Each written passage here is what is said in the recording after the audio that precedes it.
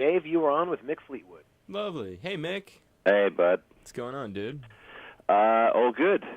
Nice. All good. The chain just happens to be playing right as we go to talk. Look at that. Isn't that funny? Every 4 hours, right like clockwork.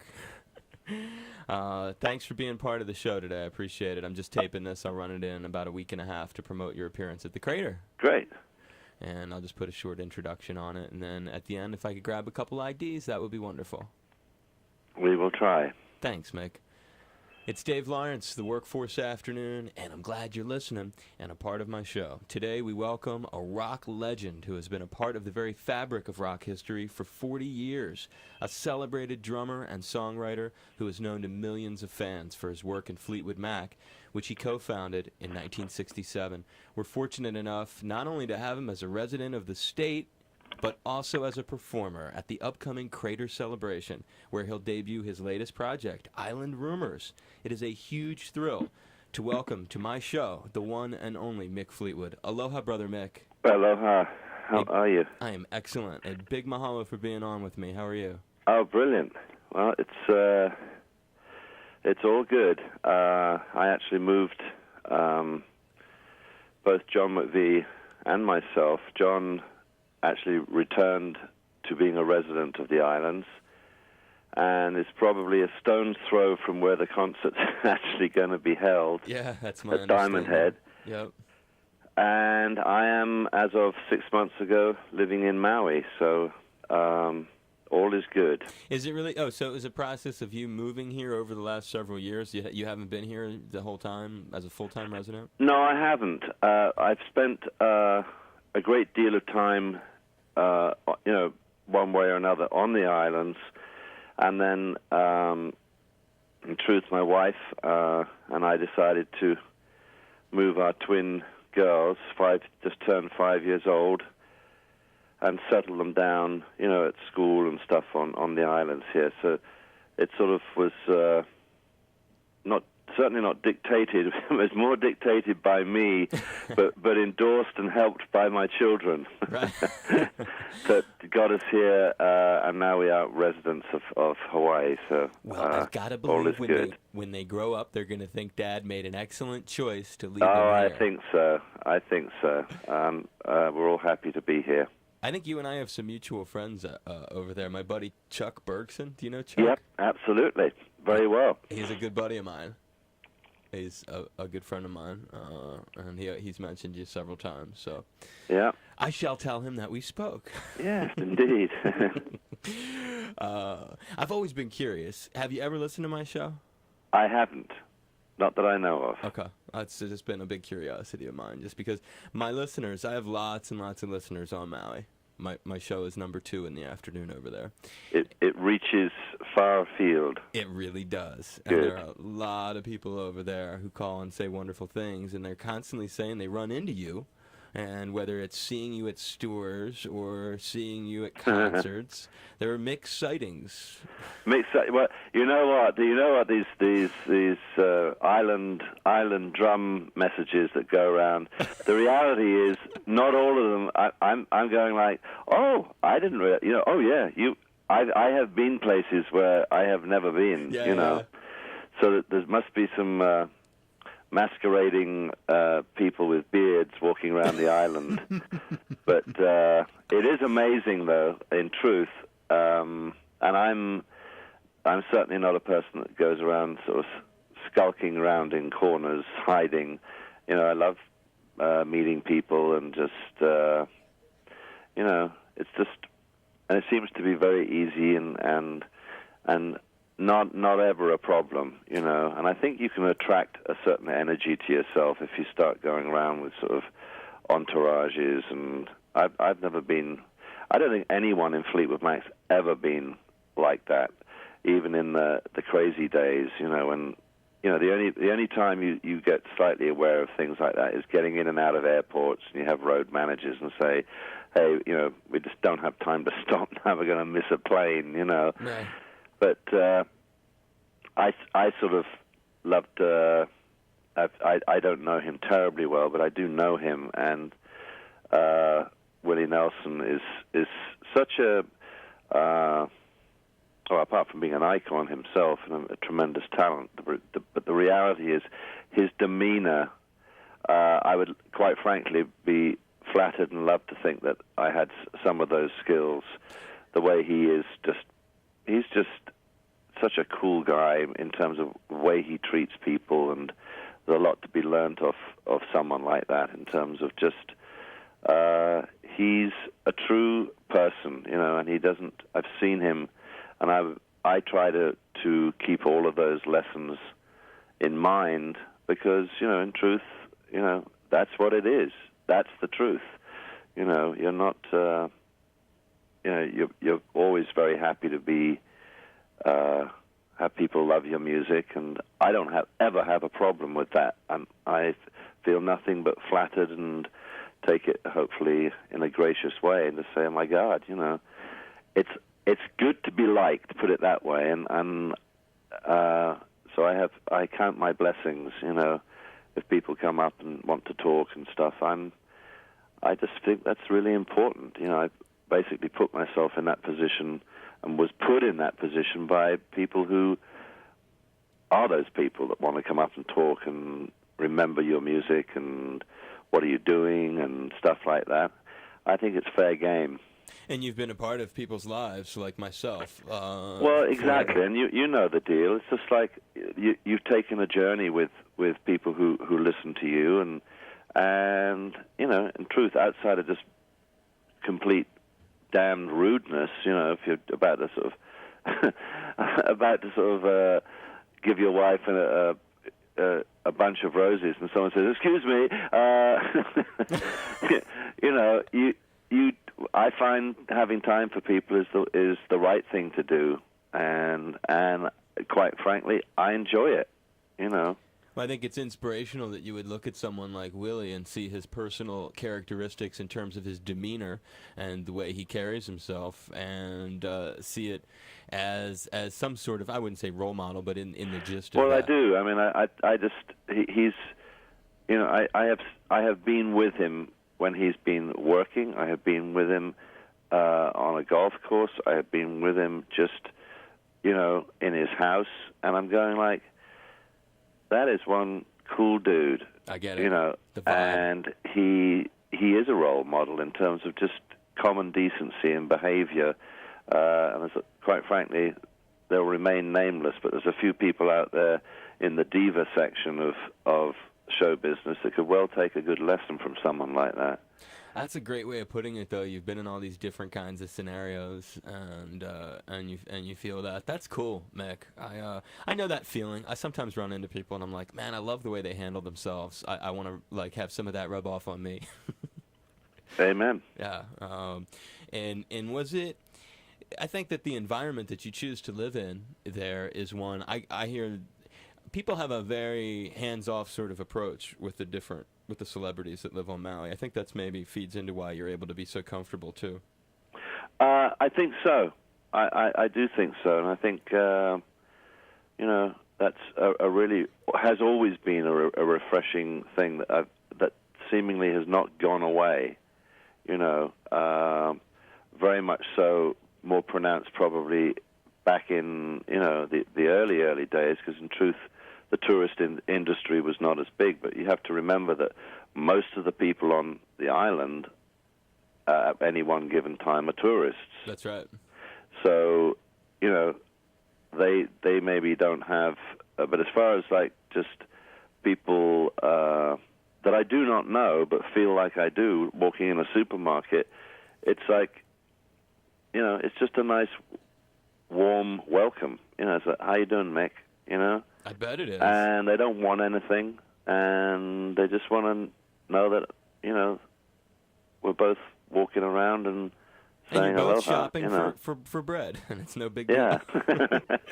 Yeah, I can appreciate it. And isn't the house? I did a little homework on Island Rumors because I'm so excited for this new project. Yeah. And I stumbled across there isn't a whole lot that you can find online, but at rickvito.com. There's an interesting article, and I was able to learn a few fascinating things about it. Among them, that you, if I read this right, you live in a house that John McVie originally had over there? That's right.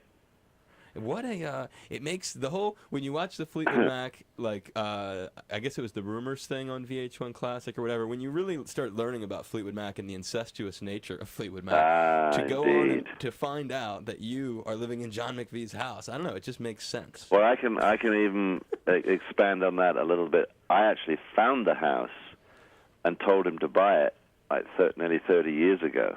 Right. And he had been on Ireland, then disappeared, and I stayed over expressly to, look at some real estate, and I bought some land up in Olinda, on the other side of the island, and then I found this little house, and I phoned John, and I said, John, this is a great little place for you. It's near the water, blah blah blah blah blah, and he bought it, and I said, if you don't want it, I'm gonna scrape the money together and buy it. But I think you should have this house. Because you've been looking for a house, and then he went off island and lost interest and stuff.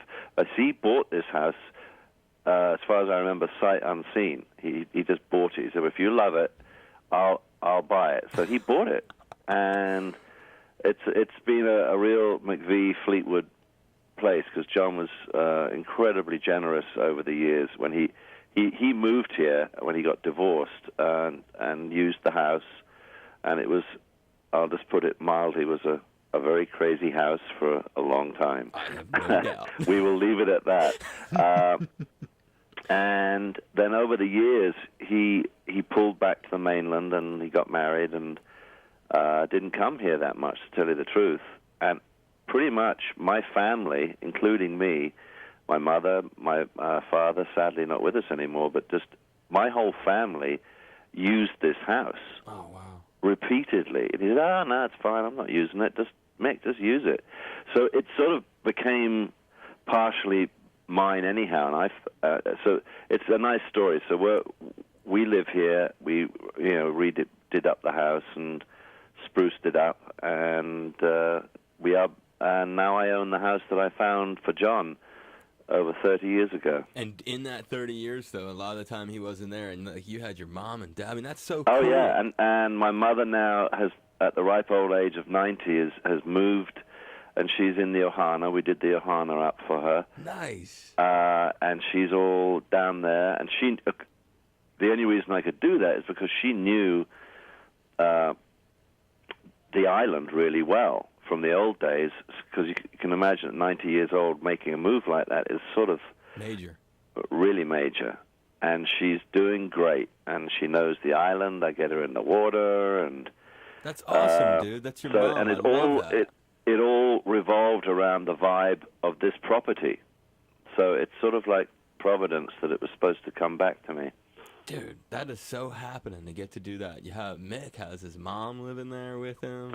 Yeah, I'm doing the thing that I always promised my father, that when he popped off, I would do that thing that I'm blessed with, one, being able to do, two, we all moved here in a timely fashion, and my mother, with some reticence, agreed to sell her house and move, just so that whenever that moment is in the next few years, so I just said, you're not going to end up in one of those places where you just, you're going to come home. That's awesome, dude. So I was really lucky to be able to do that, and my wife Lynn made that possible, because it's a big deal. But she has her own place, and she has a partner down there that takes her out, and they go driving and shopping, and she still moves around fairly well and gets in the pool, and so it's been a major 6 months, the last 6 months for me. It's all been about converging back to Hawaii, Wow. Pretty wild. Dude, it's huge. I mean, that whole thing with your mom, listeners will be blown away by that. That's so Not touching. enough of that goes on, and I may well have slipped into being one of those people that just, through circumstances and all sorts of things, none of them necessarily sinister, but when you look to sort of Eastern Europe and the old countries, they really look after their parents, you know, in a way that we've pretty much long since forgotten about in, you know, England. And Western culture in a lot of ways. In Western culture. And it's heavy how you put it like that. I mean, it makes me feel so awful because my mom and dad are in the Philly area, and I'm here, and I don't know. I kind of start to feel guilty, sort of, the way. But it's just it's the circumstance, and as I prefaced it, it's not necessarily sinister at all, but it is a fact, and I'm just blown away that, you know, because my mum, you know, it works both ways, because elderly people are always saying they don't want to be a nuisance and they don't want to do this, and the reality is, you know, like, things change, and, you know, the old mind gets a little worn out and short-term goes a bit funny here and there, but the reality is it's when you can be with a parent, you know, in the latter years of their life, you get, you know, as with children, you get a lot of insightful information, which is supposed to be the process. You know, the matriarch system of handing down information. So much of that gets forgotten about in the hustle and bustle. In the latter years, if you are blessed with spending time with a parent and agreeably finding ways, hopefully, to communicate, and the better it is, the more information you get. That is the process to me. Is being able to hand down life's experience and storytelling, and you know, I'm finding out things that my two little girls at some point are going to want to know. I say, well, and so many of us just say, well, truth of the matter is, I have no idea who my great-great-grandfather even was. And all of that has eroded over, you know, the last couple of 100 years to a point where, in some instances, there is no handing down of where you come from. Right, that's true. So you get this huge sort of bunch of people that maybe could really take some benefit with really feeling that they do belong to a train of, you know, a storyline, a legacy that exists, because it's actually a good feeling, usually, you know, until you find out your great-grandfather was an axe murderer or something. But even that's sort of interesting. Adds some color to the story, doesn't it? That's just crazy, though. It makes you sound like such a good kid. I mean, you're you know, I'm a lot. I'm a bastard, really, but no. I mean, I know you've probably done a lot of crazy stuff in your life, but I'm a lot younger than you, and I love my mom and dad, and everybody who listens to my show knows it, and my dad's been here in the studio and stuff, and cool. It's just heavy when you talk like that. I think it's very inspirational. It's a lot of lessons people could hear, and you're just a righteous kid, man. That's really cool. It makes you seem very youthful the way you talk. It's like, damn, you're so much older than me, but you're like taking care of your I'm nearly mom. 60, yeah. Say again? I'm nearly 60. You see, people think that I'm actually going to be 65. Like on the radio, like when I was my last birthday, for some reason David Letterman said, "Happy birthday, Mick Fleetwood." He's whatever he was, 64 years old. And I'm going, there's nothing I can do about it. I was actually born in 1947, June 24th, and it's in the Rolling Stone Encyclopedia, and they've got it 5 years too much. And I don't really mind. I suppose it could eventually work for me. But they go like, wow, that dude's still playing drums. They'll be waiting for me to drop dead, you know. Oh, my God, that guy's 75 years old, and I'll be 70, you know, so whatever. It could work in your favor. But that this June I'll be 60, so... You're kicking ass. You know, you just got to stay healthy, and I mean, hey, you look at B.B. King and Elton John and all these people, you know, they love to work, you know. So I keep busy. I mean, I try to keep busy. That's what your thing is about right now, really, the way you've described it. Oh, yeah. I mean, to me, Island Rumors is really a logical way to expand where you're at. Totally. I mean, the reality is, for me, first of all, the nature of I really enjoy, you know, putting bands together, and that's, in truth, probably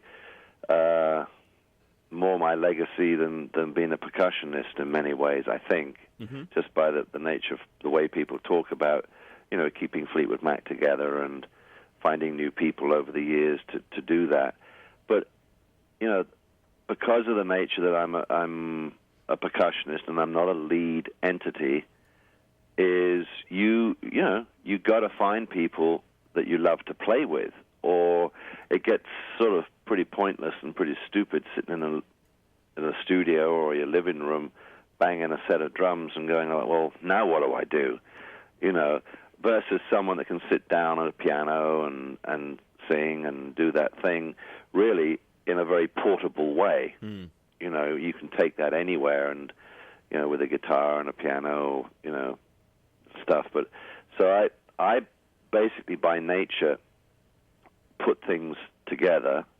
Then when we moved here, I went, now, my life as a musician realistically is going to, just by the nature of getting older, going to probably wind down a bit in terms of being busy, touring. However, my love for playing music is just as alive as it was when I was 15 years old. So what am I going to do about it? Well, form a band, and that's what we set in an organic way. And all of the guys and girls that are part of the band, Willie Kay and Eric Gillian and Raiatea Helm, Lopaka from Henry Capona's band on percussion, Rick Vito, who played with me in Fleetwood Mac for many years.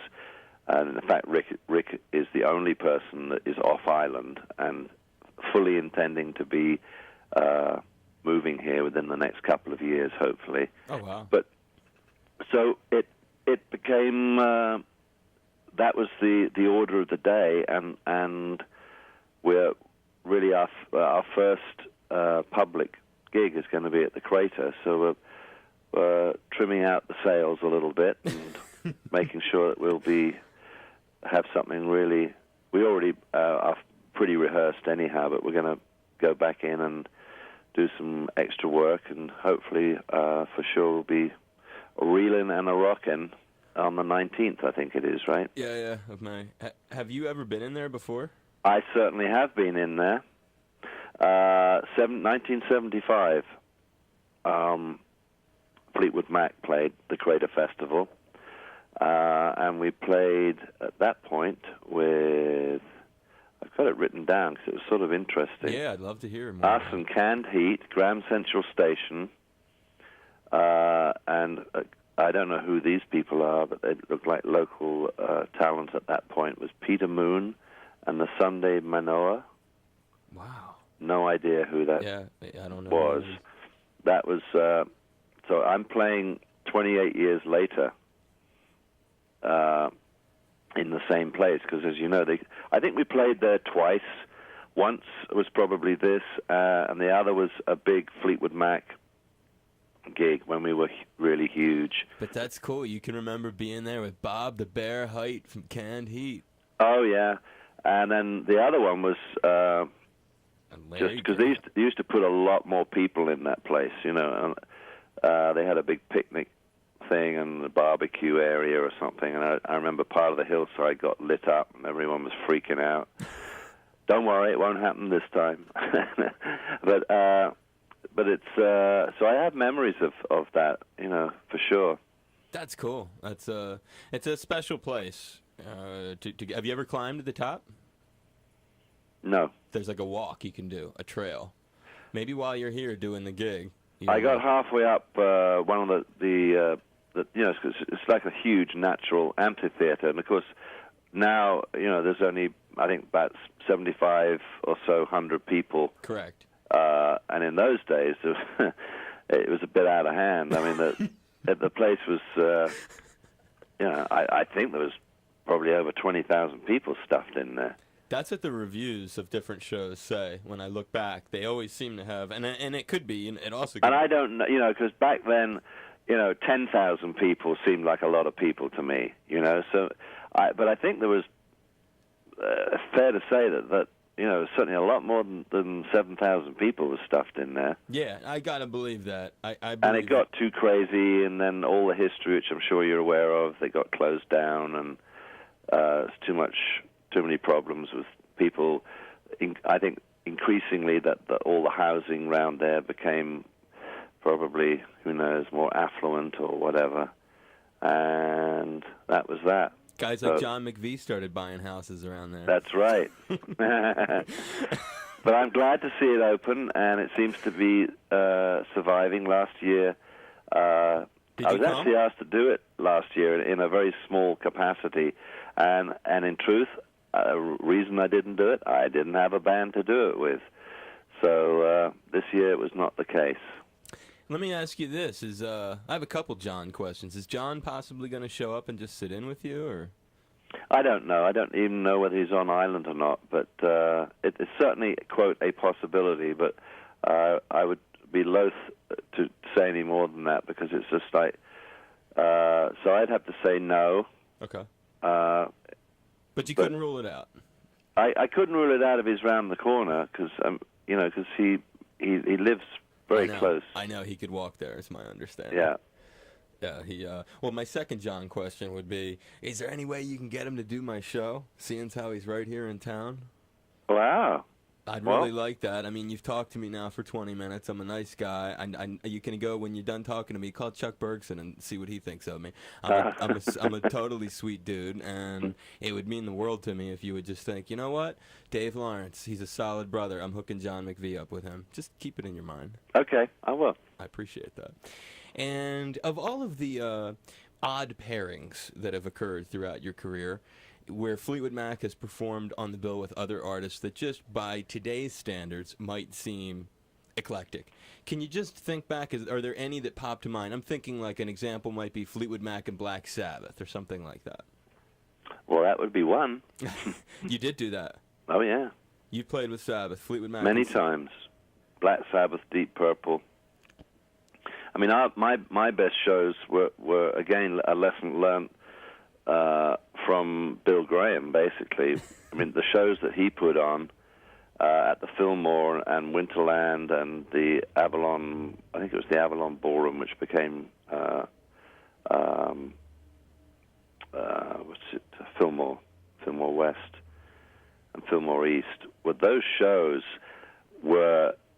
have never been topped, and you'd be on a show with Janis Joplin, John Lee Hooker, almost sort of, not quite, but you would literally get bills sort of, like that, and suddenly there would be a folk singer or John Denver or what, just weird stuff. I like it like that.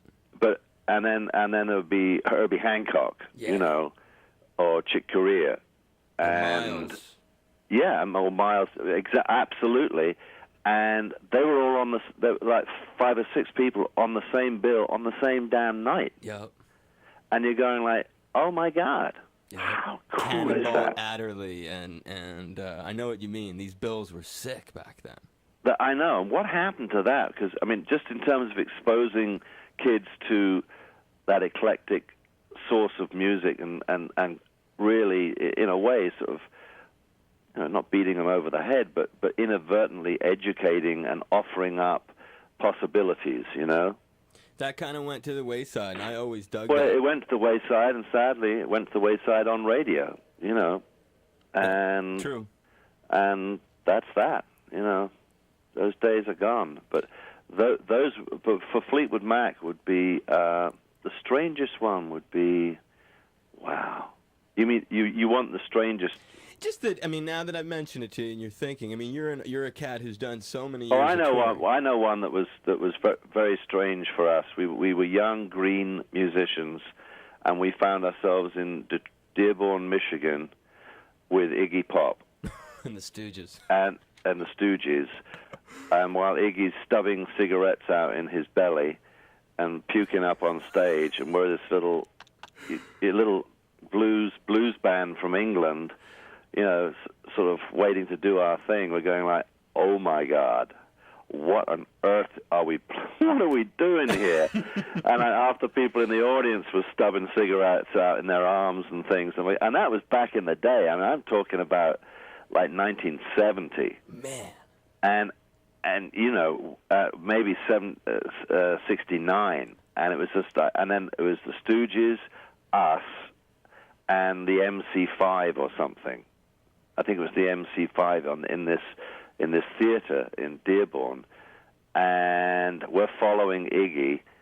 And the truth of the matter was, he died a death, but it was almost like dying a death was the best thing to happen for him and for the audience, because all he would do, you know, and Iggy's Iggy, you know, is not an untalented guy in actual fact, as it turned out.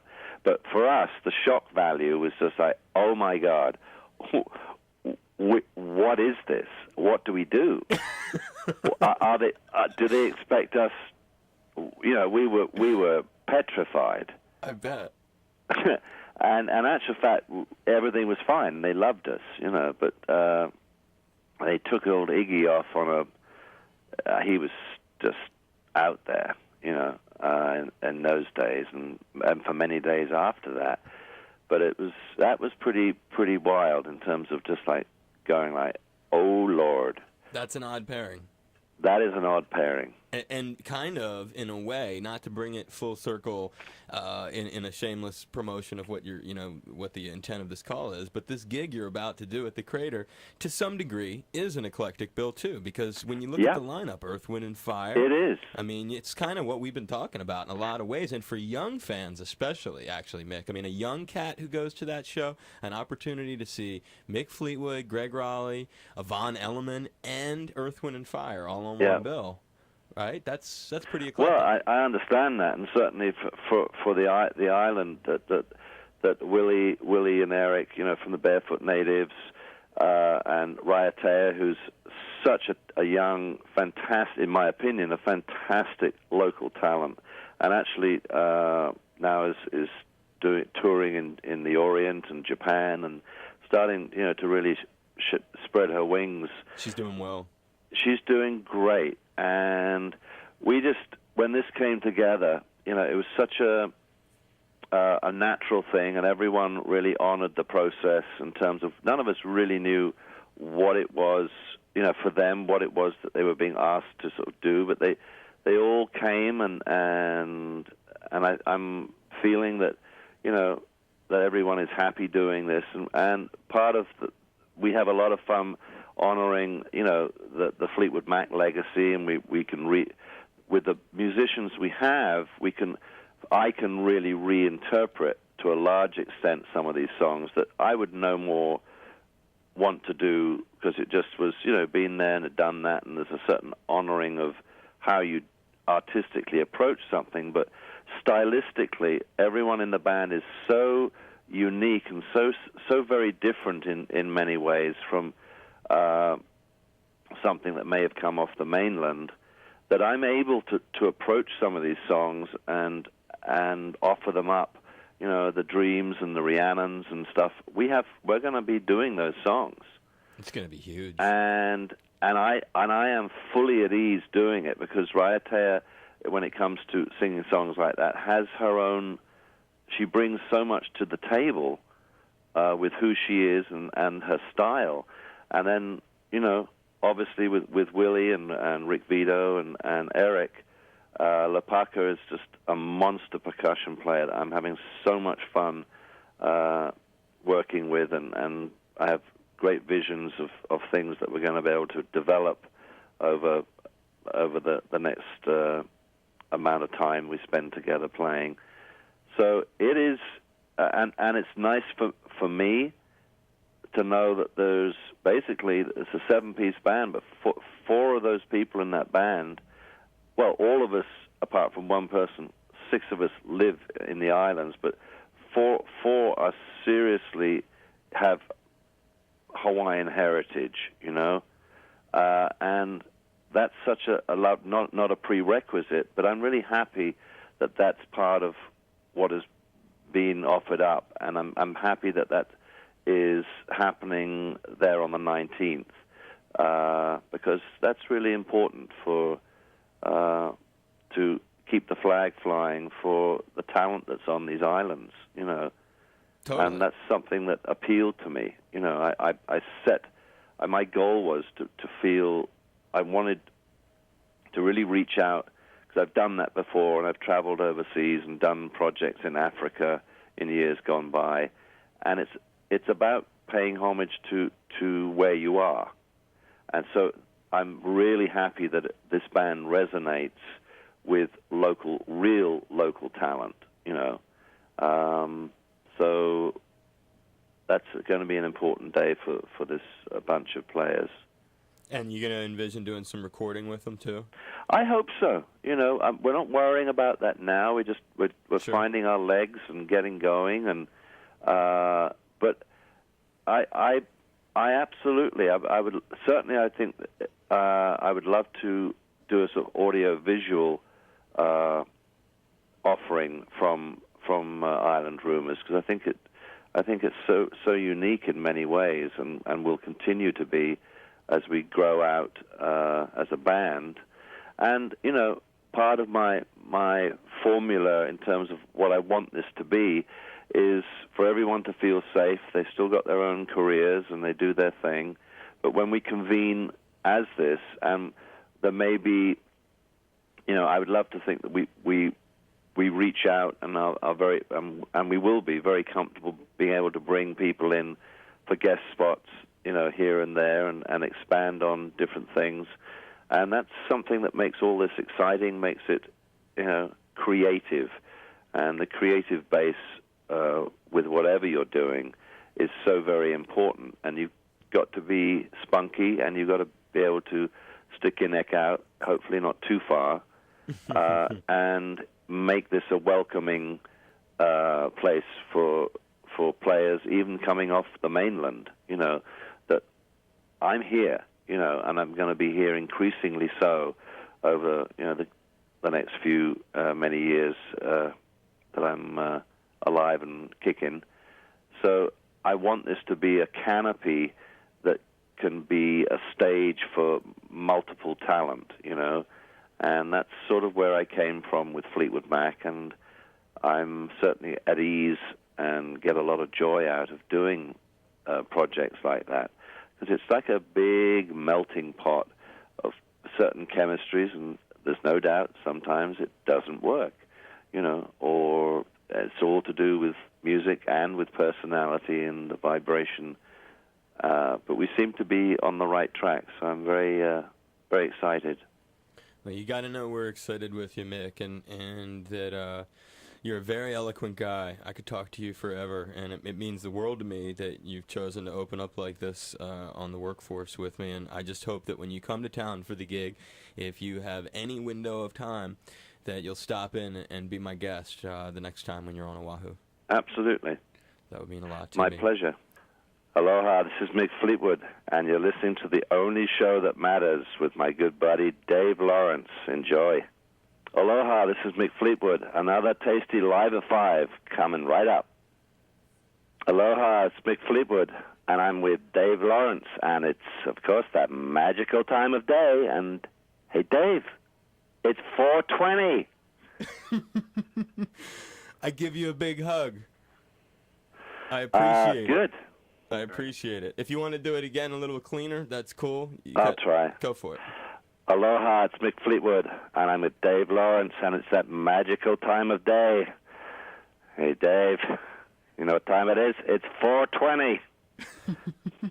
You're adorable, and I love what you do with your mom, too. You're inspirational. I appreciate it, Mick. Good. I'm good. being distracted. Both my beautiful girls have just walked in. That's a good thing to be distracted by. Yeah. Thanks for being beautiful. Giving, and I really do hope you connect with me. Do call Chuck. Tell him I was... I will. I see him quite often. Yeah, he knows who I am. Absolute. Cool.